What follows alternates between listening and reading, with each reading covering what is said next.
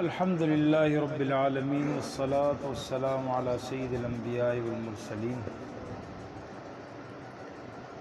اما بعد فاعوذ باللہ من الشیطان الرجیم بسم اللہ الرحمن الرحیم رب اشرح لی صدری ویسر لی امری واحلل عقدۃ من لسانی یفقهوا قولی سبحانک لا علم لنا الا ما علمتنا انک انت العلیم الحکیم۔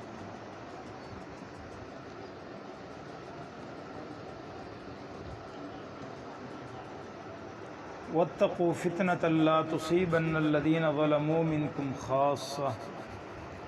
واعلموا ان اللہ شدید العقاب۔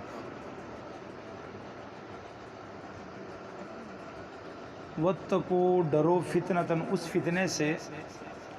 لا تصيبن الذين نہیں پہنچے گا صرف ان لوگوں کو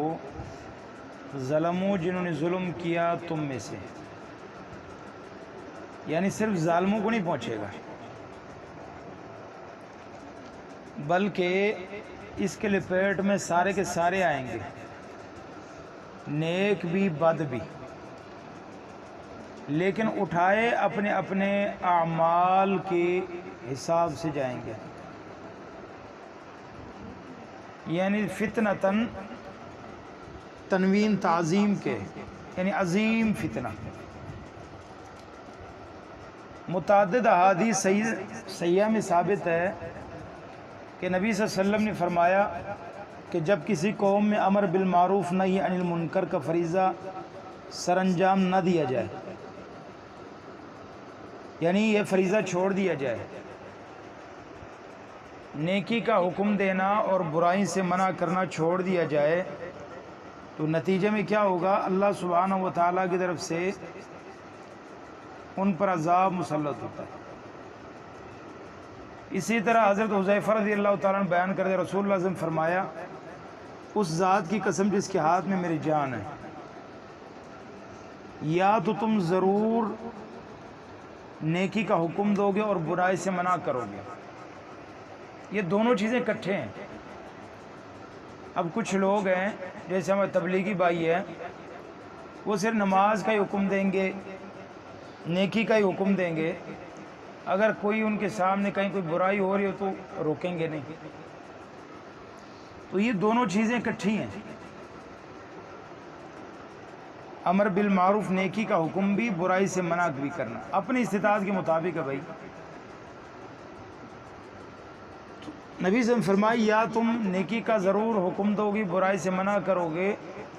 یا پھر اللہ سبحانہ و تعالیٰ تم پر اپنا عذاب بھیج دے گا، پھر اس سے تم دعا بھی کرو گے، وہ تمہارے دعاؤں کو قبول نہیں کرے گا۔ اسی طرح اصحاب السبت، ہفتے کے دن مچھلیاں پکڑنے والوں کا قصہ، اس کے اندر بھی 3 گروہ تھے۔ ایک گروہ تھا مچھلی کا جو شکار کرتا تھا، ہفتے کے دن شکار سے اللہ سبحانہ و تعالیٰ منع فرمایا تھا۔ اب وہ کیا کرتے تھے؟ وہ کھاڈا بنا لیتے تھے، ہفتے کے دن مچھلیاں اس میں گر جاتی تھی اور اس کو اوپر سے جا کے بند کر لیتے تھے، اتوار کو جا کے نکال لیتے تھے، ہفتے کو ہم نے شکار کی نہیں، اتوار کو نکالا۔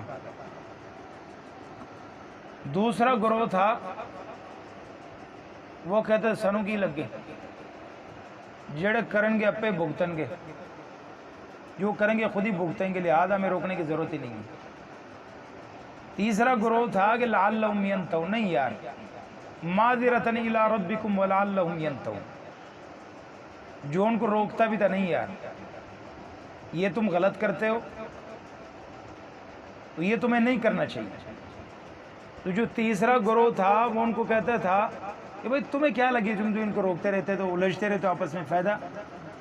تو وہ کہتے بھائی اس کے 2 فائدے۔ پہلا فائدہ معذرۃ الی ربکم، ہم اپنے رب کو کہہ سکیں گے کہ ہم نے تو روکا تھا، وَلَعَلَّهُمْ يَنْتَهُونَ، ہو سکتا ہے کہ ہمارے سمجھانے سے شاید ان کے پلے کوئی چیز پڑ جائے اور وہ باز آ جائے۔ جب اللہ سبحانہ و تعالیٰ کا نعوذ باللہ عذاب آیا تو دونوں گروہوں پر آیا، کرنے والا اور نہ روکنے والا۔ تو بچا تو صرف ایک گروہ بچا جو خود بھی نہیں کرتا تھا اور منع بھی کرتا تھا۔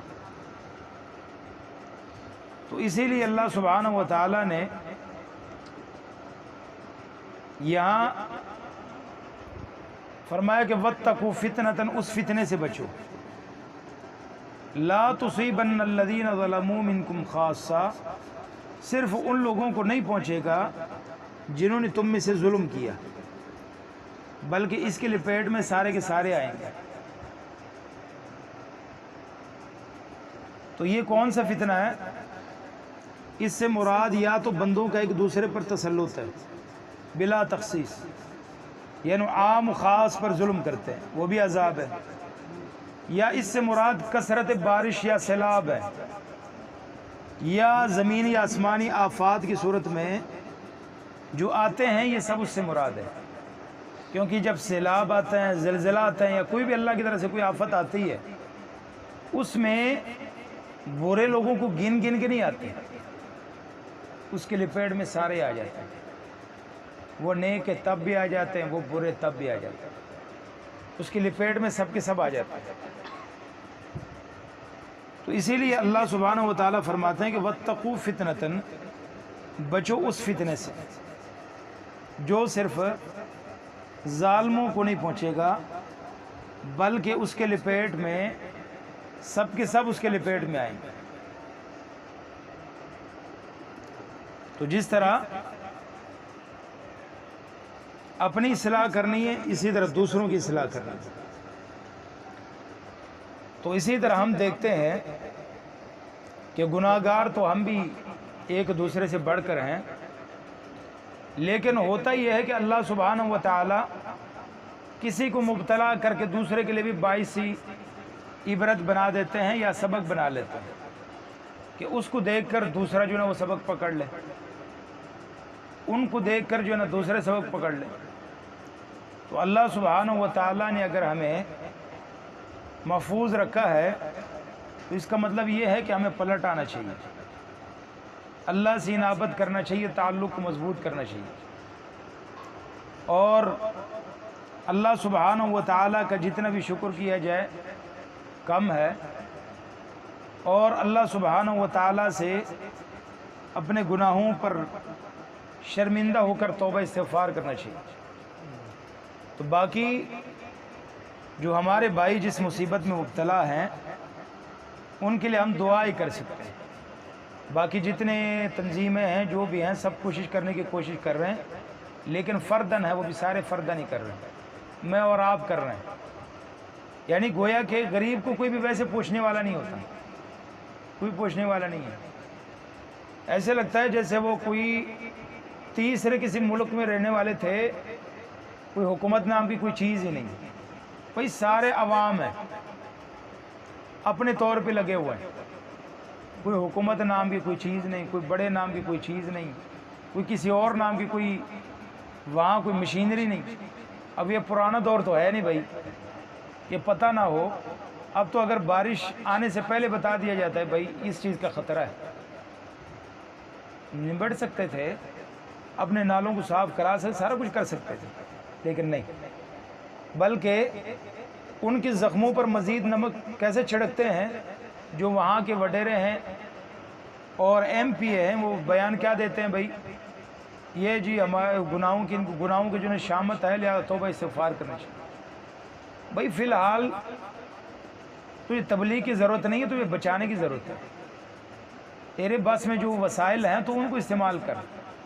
ان کو بچانے کی کوشش کر۔ تو بہر عجیب سی صورتحال ہے، بلوچستان میں بھی ہے، تون سا پورا ڈوبا ہوا ہے، وہ جتنے آپ کو چھت نظر آ رہے اتنے پانی ہے، گھر کیا کوئی چیز لوگوں کی محفوظ نہیں ہے، کھانے کو بھی بیچارے جو ہے نا وہ محتاج ہیں ایک دوسرے کے۔ تو اللہ سبحانہ و تعالیٰ کی طرف سے بہت بڑی وہ آزمائش میں ہے، تو آزمائش میں ان گھڑیوں میں جتنے بھی لوگ اپنے طور پر تعاون کی کوشش کر رہے ہیں تو اللہ سبحانہ و تعالیٰ ان کو بھی جزائے خیر دے، اور جو مصیبت میں مبتلا ہیں اللہ سبحانہ و تعالیٰ ان کے لیے آسانی فرمائے۔ آپ جب ویڈیو کو دیکھتے ہیں تو دیکھے نہیں جاتے، یعنی کوئی گاڑیاں اٹھا کے وہ لے کے جا رہے پانی، بھائی کون سامنے ٹھہر سکتا ہے؟ تو گھروں کی گائے ایسا لگتا ہے جیسے کوئی بڑا سارا کوئی دریا ہی آ رہا ہے۔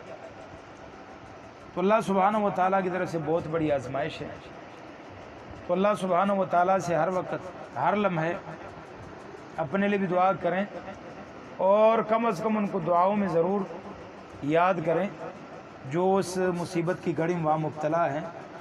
اور اللہ سبحانہ و تعالیٰ جو ہے نا، جو وڈیرے ہیں جو ہمارے اوپر مسلط ہیں، ان کو بھی جو ہے نا وہ کسی چینل کو آپ اٹھا کے دیکھ لیں، ہفتہ ہو گیا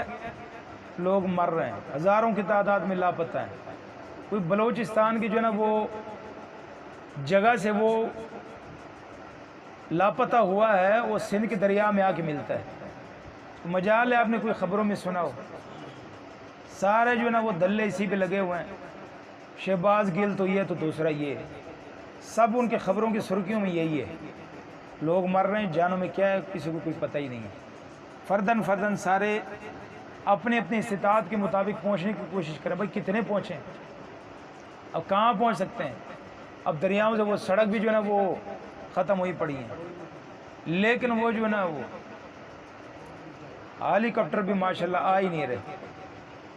اللہ سبحانہ و تعالیٰ ان کو بھی توفیق دے، ان کو ہدایت دے کہ اپنے عوام کو سنبھالیں۔ ان کی جو عیشیں ہیں انہیں عوام کے ٹیکسوں سے عیش کرتے ہیں، اور لیکن یہی عوام جب مصیبت میں مبتلا ہے تو بھائی ان کا پرسان حال نہیں ہے۔ تو بہرحال ہم دعا ہی کر سکتے ہیں کہ اللہ سبحانہ و تعالیٰ ان کے لیے آسانی فرمائے۔